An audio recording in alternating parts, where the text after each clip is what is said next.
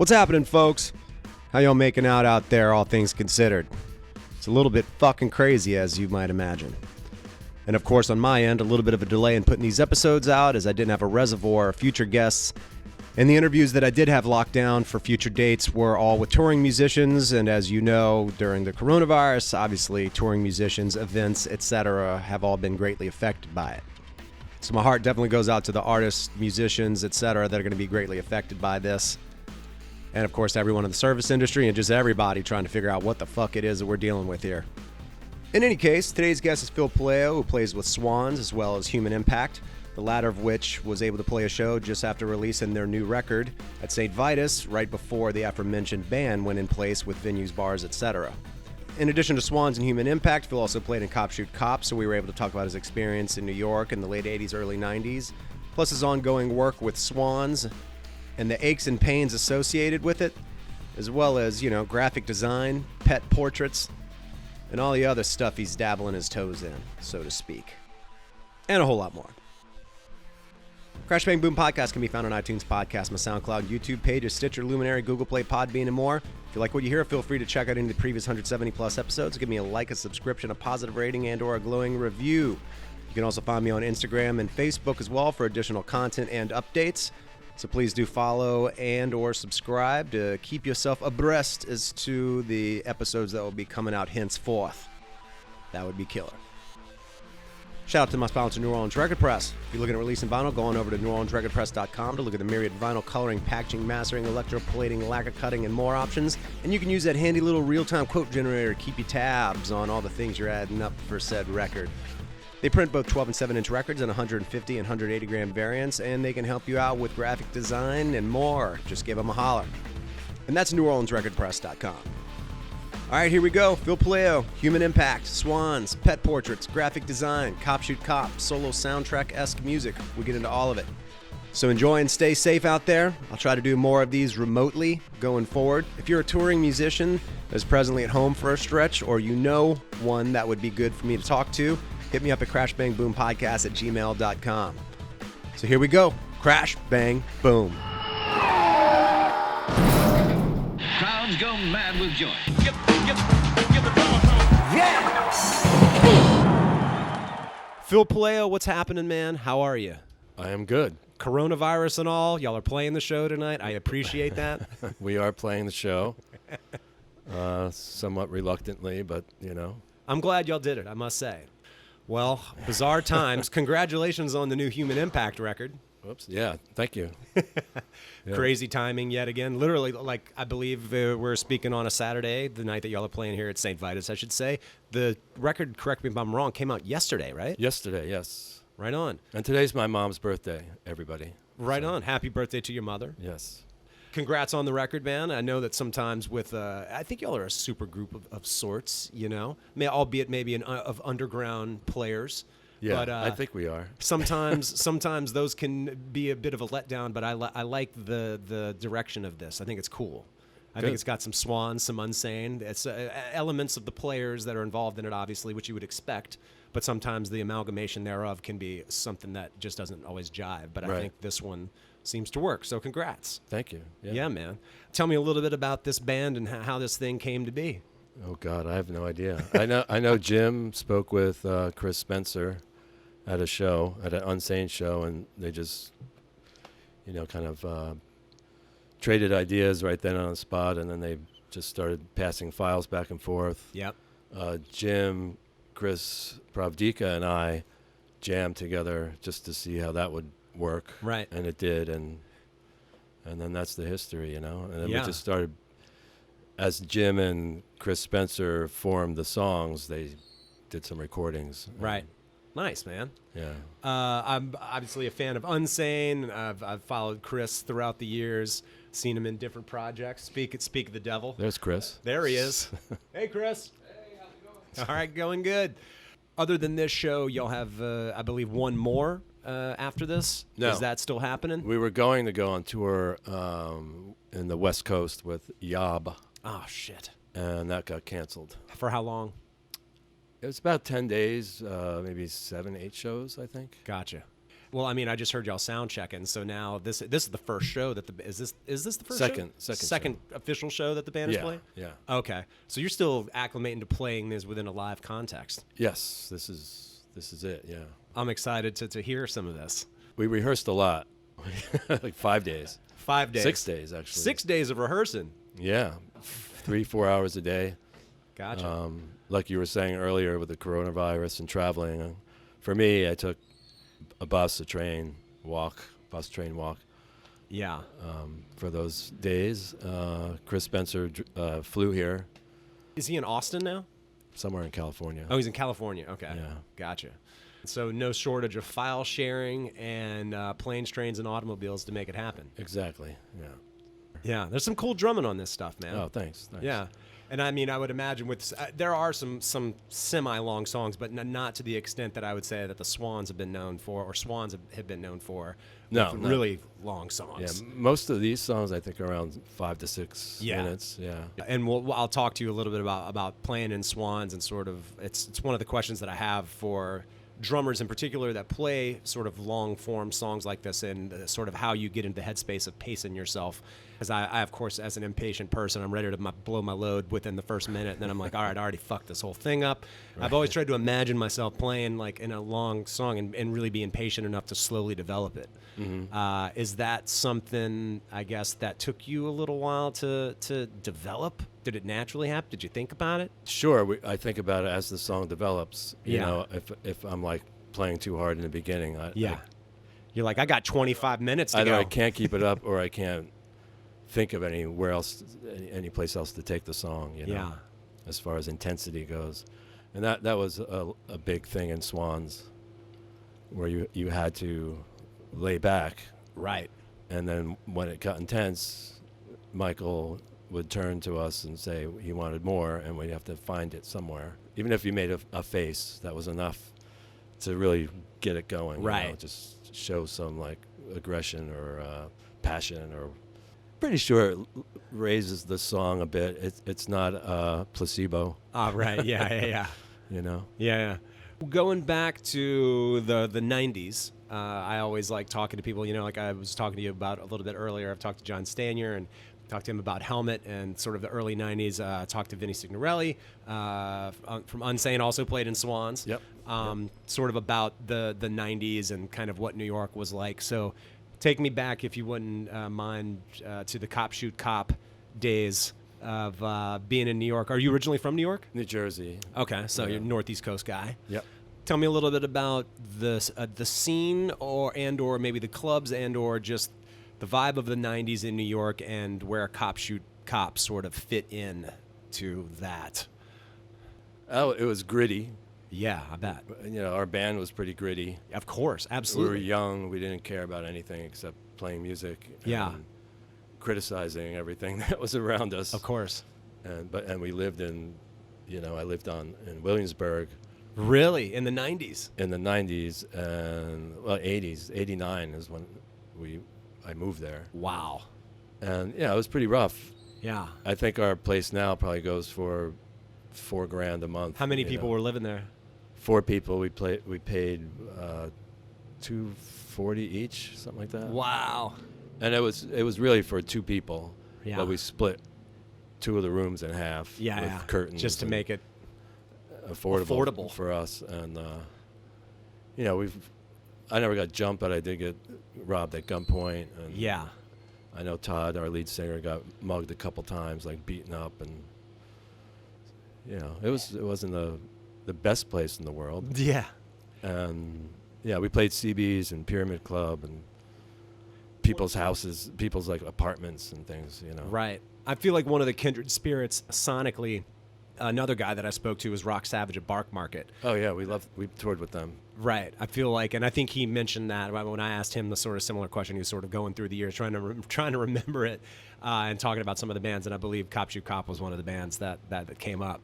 Tell me a little bit about touring with them and what that was like, because I think, you know, you sort of the New York noise scene that was happening. I would certainly say Barkmarket and Cop Shoot Cop absolutely a part of that. But how was that received when y'all left New York? Well, we toured with them in Europe. Oh, okay. We did I think about 10 days. It was short. Yeah.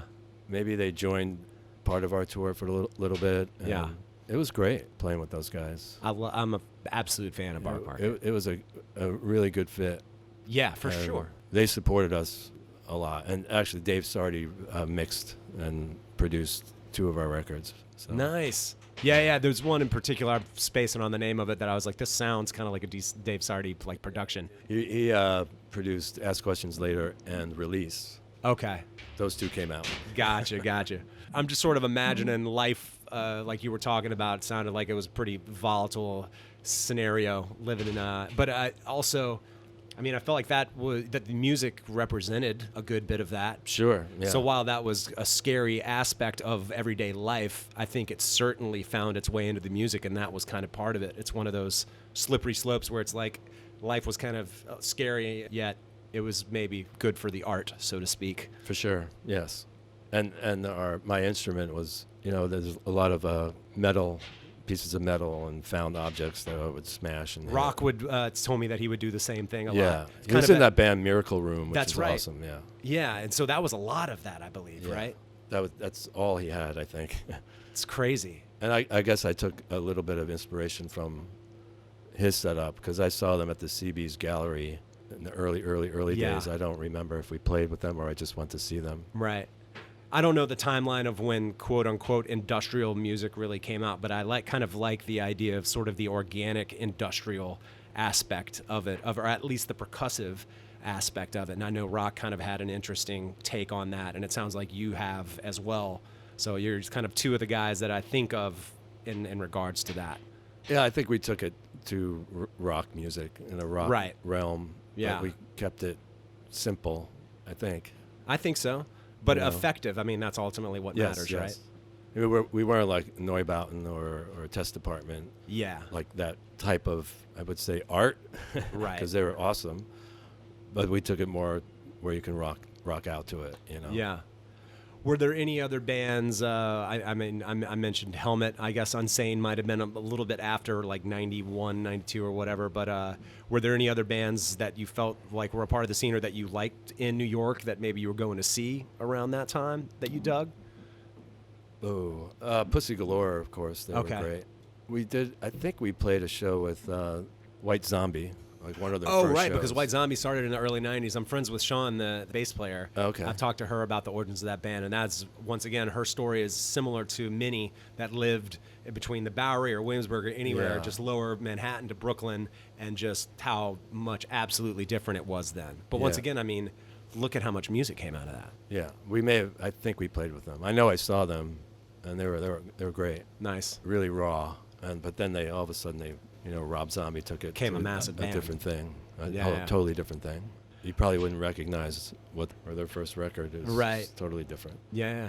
It was more like Unsane actually, and from Really? what I remember. Interesting. In regards to Cop Shoot Cop, how did that band come about? Did you move to Brooklyn to join them, or were y'all? How did that? What's the Well, timeline? Todd and I and this other guy John, we had a band called Dig That Hole, Okay. and that was in Providence, Okay. where we went to school, and then we moved to Brooklyn together. Then John left, and then Todd and I continued, just the 2 of us, and we found this other guy who also went to school with us, Dave Wemay, and he played sampler. Nice. And we did our first record with Wharton Tears Okay. called Head Kick Facsimile. Mm-hmm. That was the start of it. Yeah. And then we found Jim, who I'm playing with tonight. We found him. We played a show at his house, or friends at his house, and we met him. And Dave was leaving the band, and Jim's like, "Yeah, I play keyboards," and he had the exact same sampler and everything. So Nice. it was a perfect fit. Awesome. And Nats, the bass player, he was in Black Snakes with Richard Kern. He was sleeping in our rehearsal space, Wow. and he loved our band. And we said, "Sure, how about trying 2 basses?" And he can sing. He was a great singer. Nice. So You mentioned sampling earlier. I had a band from New Orleans that I used to watch in the early 90s, and the sampling was so funny. It was floppy disks, and I would see Sure, him yeah. like rolling through his like Rolodex, so to speak, of floppy disks that were labeled, hopefully correctly, to throw in through the sample. It's like, Yeah. now I've got this $800 Roland sampler that I can put anything on it, trigger it, fucking whatever. Yeah. Like the technology is so completely different, but It's crazy It's how it is. amazing that you find a way to make it work, right? If you want it bad enough. You adjust the set list to fit the loading time, really. Right. That's how it worked. How bizarre is that was a consideration? Yeah. Like we certainly live in a different time. So it's like, what are you doing now? Oh, I'm loading a disc. Okay, Nats, you start playing something, or we'll have a longer intro to the song. Right. That kind of thing. Yeah. Yeah.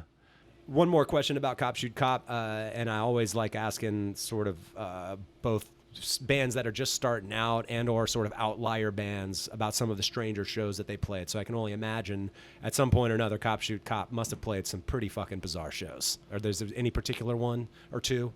Oh, now I can think of a lot. But what I was going to say was that our first official tour was Japan. Oh, wow. So we put out a record there.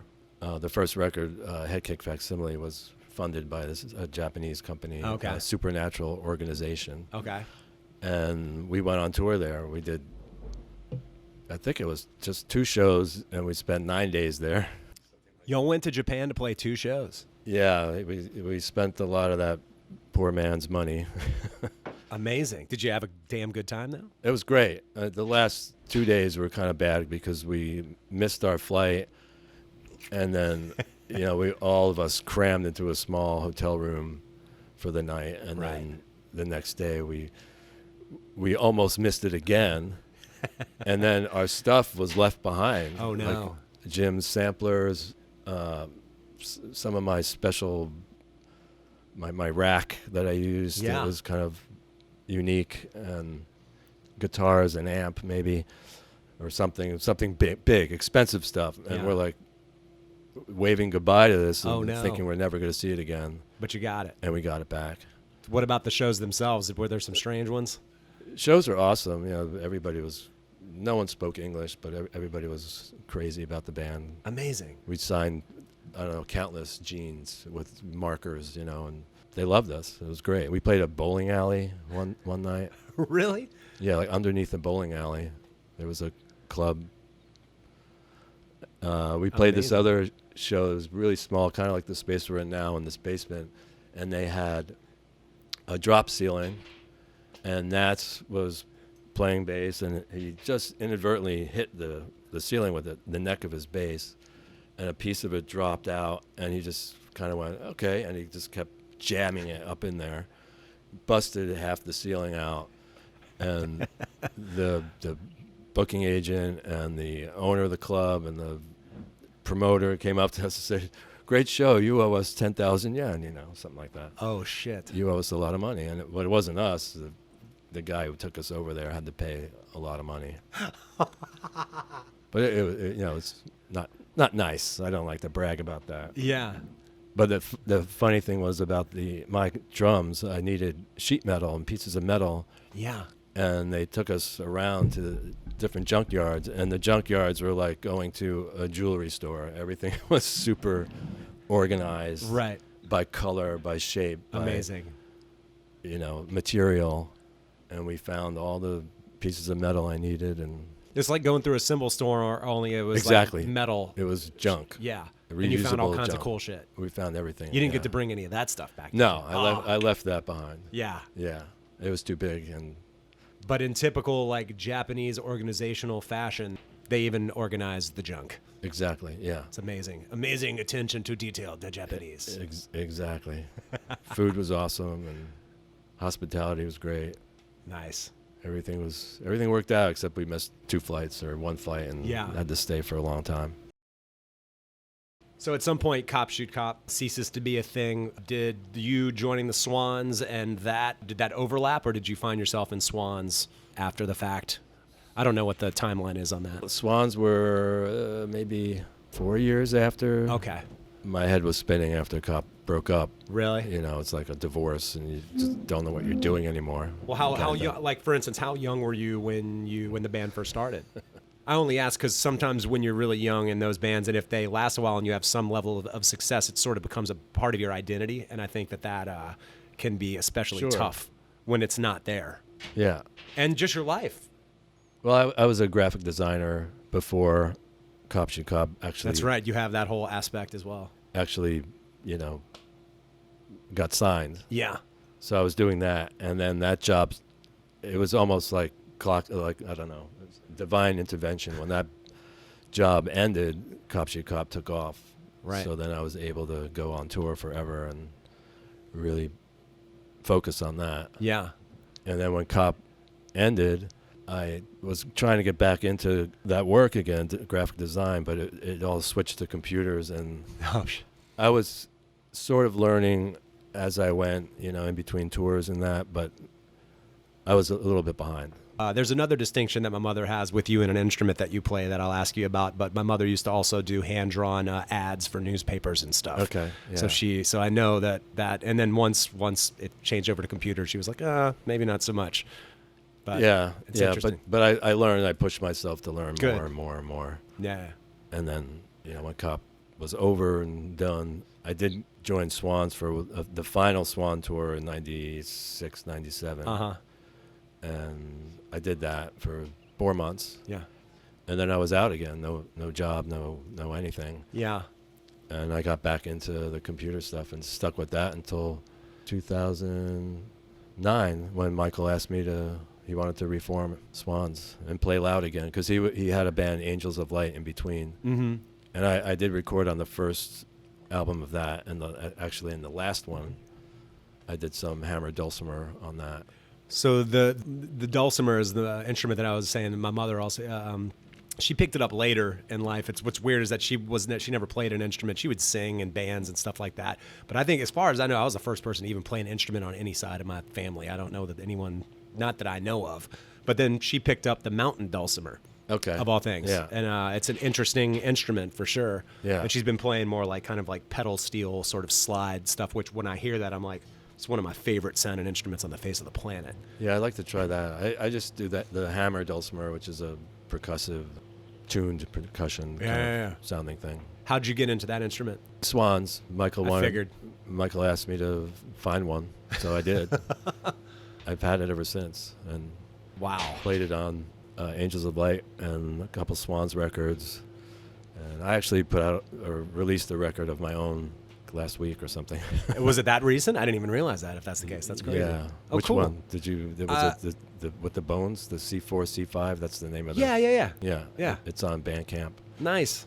Yet another instantaneous miracle of the internet that we can put out these Yes. self-released projects. Yeah. It's very soundtrack oriented and Yeah. experimental. I have my pet parrot is talking on it and things like that. And Nice. I play hammer dulcimer, some recorder, Fujara, Daduk, and also a lot of keyboard instruments, virtual instruments, orchestral stuff. Nice. With Swans, when you first joined it, what was your impression of the live show and the sort of crazy energy and just the whole vibe of that band? I mean, it's such a bizarre band. And you know what? One thing that I'll say, the whole way that I found out about Swans, New Swans was even a band, was that I had a Henry Rollins spoken word cassette tape, and there he tells a story about how he was cranking Swans and the song "Cop" from Swans, living in a tool shed, and cranking it so hard that a cop actually showed up, and he wasn't sure if he was hallucinating or if he had like willed a cop there. He was raging on Swans so hard. So that's actually how I was like, oh, there's a band, Swans. That's how I know about Swans, from a Henry Rollins spoken word cassette tape. Okay. Nice. But going back to you joining the band, what was your impression of it and just the whole sort of vibe of that band? Because it's admittedly I would say an outlier band if there ever was. Yes. Yes. It's very outlier. You're not playing songs, really. Uh-huh. You have to be very in tune with everything that's going on. Uh-huh. Everything. And you have to also push yourself. You have to improvise as much as you can, but stay within the context of the song, of the piece. So you can't go ape shit on a very gentle song or vice versa. Mm-hmm. Although you can, in a way, because if you do, like after you play a set, I don't know, for 3-4 weeks, maybe 2 or 3 different tours, it's going to slowly morph, or we get bored and we really change it. And I might do something completely out of line. And I'm like, oh, what's Michael going to think about that? And he'll turn around and he'll give me the signal like, do it again, do it again, do it again. Yeah. And I see it more as a highlight of a piece. Something that I would do would be kind of a dressing on the song. Right. But he would see it as another part. And then we'd do it over and over again. It becomes its own loop, so to speak. It becomes its own thing. Yeah.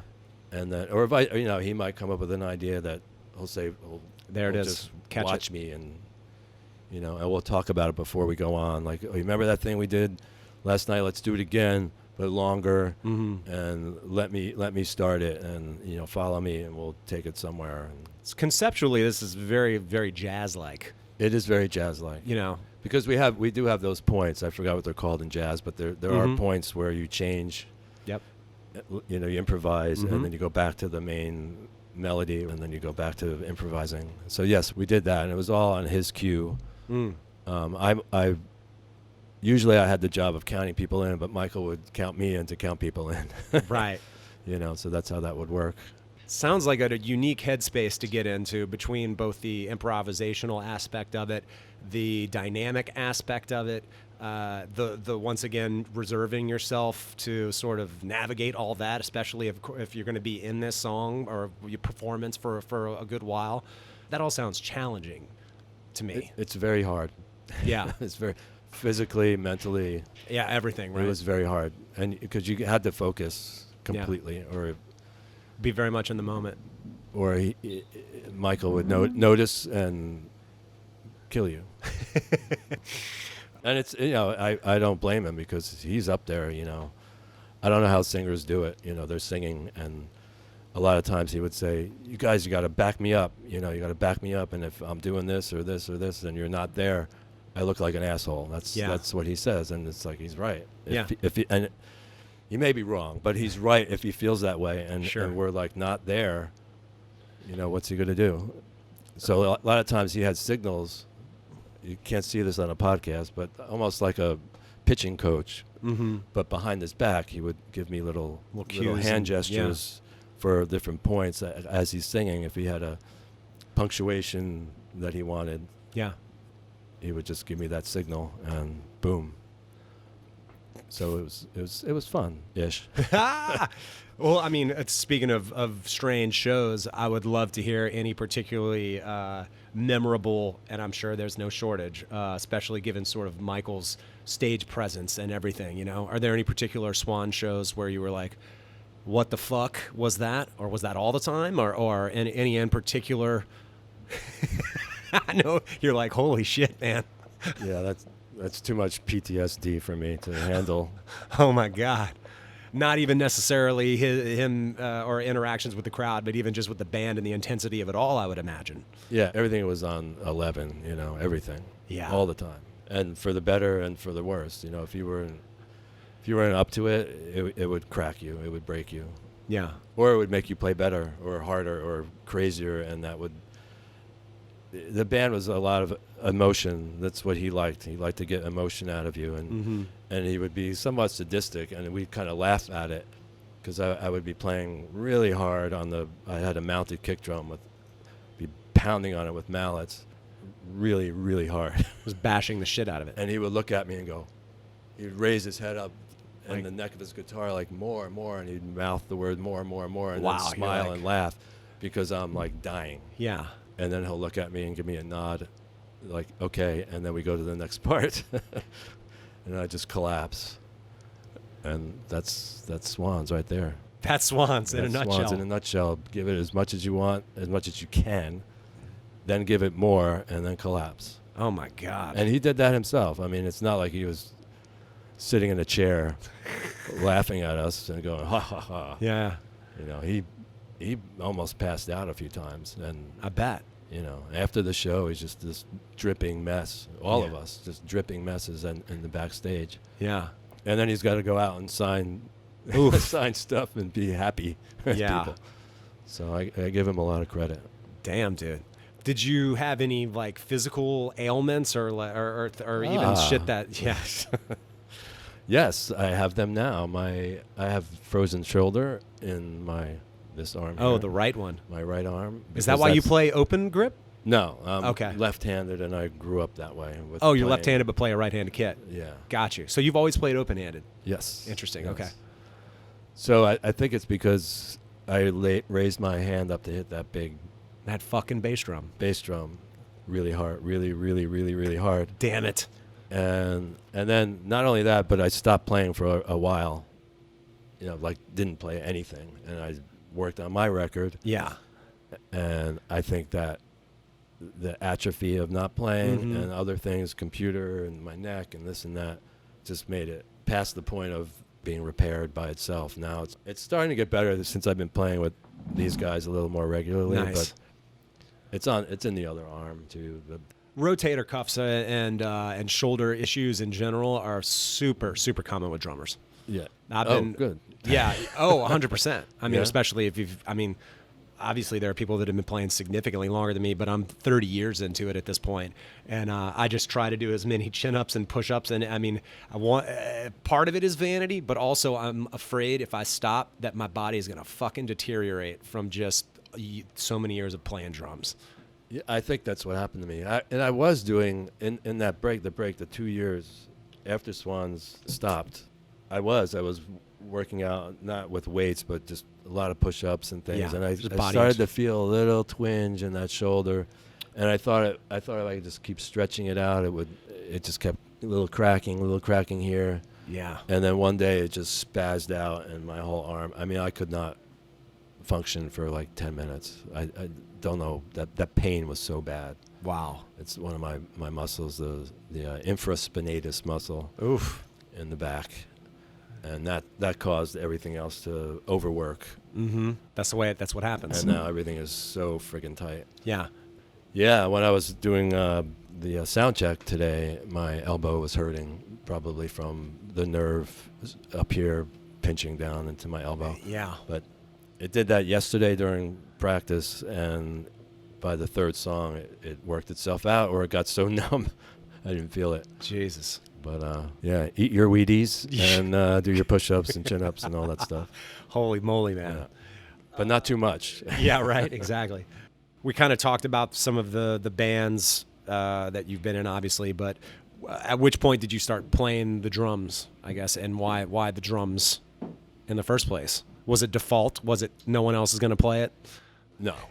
Sometimes that happens. It You'd be does surprised. happen, I'm sure. Yeah. I think most children, like at the age of 2 and 3, are always banging on things. Yeah.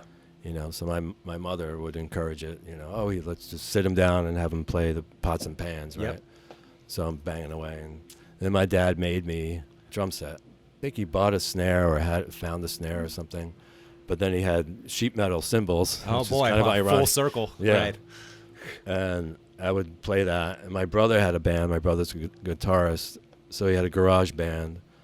And I would go out there in the early morning hours and just sit at the drums, the big boy drum kit, and just start tinkling on the cymbals and stuff. And then they let me play. I don't remember this, but apparently I killed it one day because I was playing a song, and it came to a part where there was a break, and I did the break. Whatever that was, I don't know, a drum roll or something. It was an intuitive thing. I don't remember it, but so I owe it to my brother and his garage band. There you go. And from that point on, my parents bought me an actual kit that I took some lessons for like a summer. Mm-hmm. That was it, Yeah. really. So I was 7 or 8. You started early, man. Yeah. Yeah, I think Yeah. I was 15. I actually you put out a record the year that I got my first kit, which was 1991. Nice. Which is a year that I talk about all the time because I'm such a fan of so many records. I could go on and on. I could do an entire hour podcast just talking about all the records that came out that year. But it was also, of course, magical for me because I had a drum set. Right. And in Louisiana, you could drive at the age of 15, which I had turned. So I could drive, and I had a kit. I was like, holy man. shit, the You're a freedom. man. I know, right? I'm a man. An absolute ignorant, young, crazy one. That's amazing. So this started pretty early with you, it sounds like, and it's Sure, stuck. yeah. It's stuck, but around, I don't know, maybe 13, 14, I stopped playing. I never really played with anyone until college. Oh, wow. So I would always play with headphones to Mm-hmm. Keith Moon and Nice. John Bonham, like all yeah. Bill Bruford was one of my favorites. One of my all-time. I was Yeah. literally just listening to like some Yes and live King Crimson in particular. I don't know if you've heard it, but the Live in USA record with King Crimson, the John Wetton era, like when they put out Okay, Red, yeah. Starless, and Bible Black, Sure, and yeah. that era. Yeah, amazing. There is, I believe it's called Live USA or Live in USA. Okay. I have the vinyl. I can't, for the life of me, imagine. I believe it would have been 1974, walking into a club and being like one of your friends is like, "Hey, come check out this band. Right. They're kind of wild." Yeah. And you walk in. There's no precedent for what the fuck you'd be walking into. Yeah. You know, I mean, Zappa was starting to do some weird shit with the Mothers of Invention. There was some strange shit happening, but the intensity of King Crimson Yeah. was on another level. And then, I mean, yeah, Bill Bruford's drumming blows my mind. Yeah. For both technique, feel, he has a looseness. Yeah, A and it's- swing that's kind of imperfect, but it's perfect for Yes. It's perfect for King Crimson. It's like it's damn near impossible to replicate. I love it. You know? He has a great feel, and I think he's very inventive too. You know, absolutely super musical. Just the way he hears parts Yes. and what he orchestrates his parts never ceases to really kind of blow my mind when I listen to him. Yeah, I saw them in '97, I think. It was like the double trio is what they billed it as. Yeah, they played 2 nights in New Orleans, and I missed both of those shows. I've since seen them in New York, but Yeah. I I saw them twice. Nice. Recently with the three drummers, and yeah. actually Bill Rieflin, who was also a Swans drummer, he played with them as well. Nice. I didn't get to see him though. Wow. Keith Moon's a funny one for me, man. I was never too crazy about The Who, and then I would listen to Keith Moon's playing, and I was like, the fuck is this guy doing? And it took me a while to really appreciate it and how sort of lyrical and wild and erratic it is, but how it's still within the context of what The Who was. It was part and parcel for what it was. It's all part of the thing. Yeah, You know? yeah. It really took me a while to kind of get a sense and appreciate it.